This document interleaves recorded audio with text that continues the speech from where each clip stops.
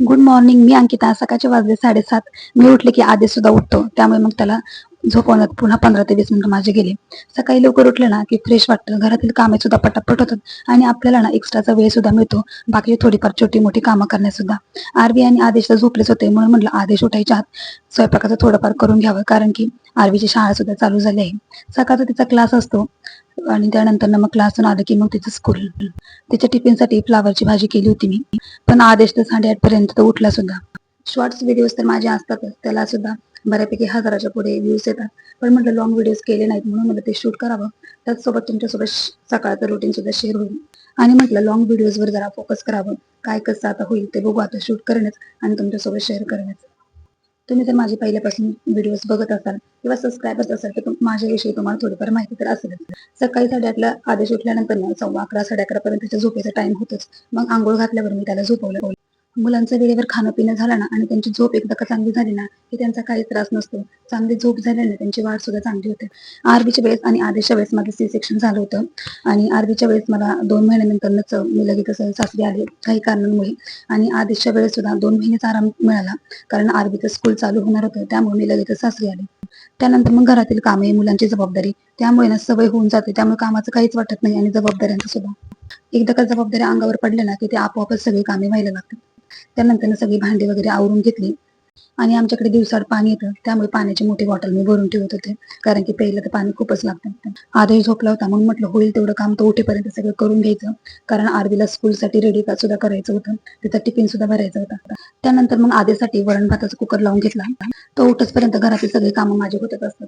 माझं सिझेरियन झाल्यावर मी कोणते नियम पाळले किंवा कोणती काळजी घेतली, कोणते पथ्य पाळले, यावर सुद्धा मी लॉंग व्हिडिओ नक्कीच घेऊन येणार आहे लवकरच. आणि आधीच्या वेळेस प्रेग्नन्सीमध्ये मी कोणत्या सेवा केल्या, कोणत्या स्वामी सेवा केल्या, हा सुद्धा व्हिडिओ मी लवकरच घेऊन येणार आहे. त्यासाठी मला कमेंट्स करा, त्यावर मी लवकरच व्हिडिओ बनवेल. त्यानंतर मी इकडे तिकडे बराचसा पसारा पडला होता, सगळं उचललं आणि मग झाडून घेतलं, कारण की फरशी सुद्धा पुसून घ्यायची होती. त्यानंतर मग आरबीचा डबा भरायला घेतला, डब्यामध्ये फ्लावरची भाजी दिली आणि चपातीचे बारीक तुकडे करून दिले, कारण की ती अगोदरच तिने मला सांगितलं होतं की मम्मा चपातीचे बारीक तुकडे करून दे, जेणेकरून तिला व्यवस्थित जेवता येतं. पाण्याची बॉटल सुद्धा भरून दिली आणि मग अशा प्रकारे डबा पॅक केला. ती कालच मला म्हणली होती की तिला मँगो खायचा होता, मग मँगो आणला आणि तिला स्कूलला जायच्या अगोदर मँगो खाऊन द्यायचं होतं. तर ठीक आहे म्हणजे मग अगोदर नाश्ता केला, नंतर तिने आंबा खाऊन तिने आवडलं घेतलं.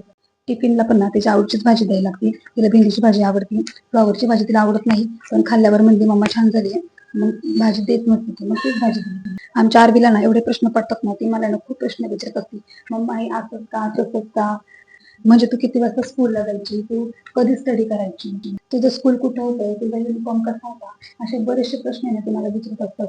आणि ना ती स्कूलला जाताना रोज मी तिला समजून सांगत असते की स्वतःची काळजी कशी घ्यायची, आणि ती ही स्वतःची काळजी घेते.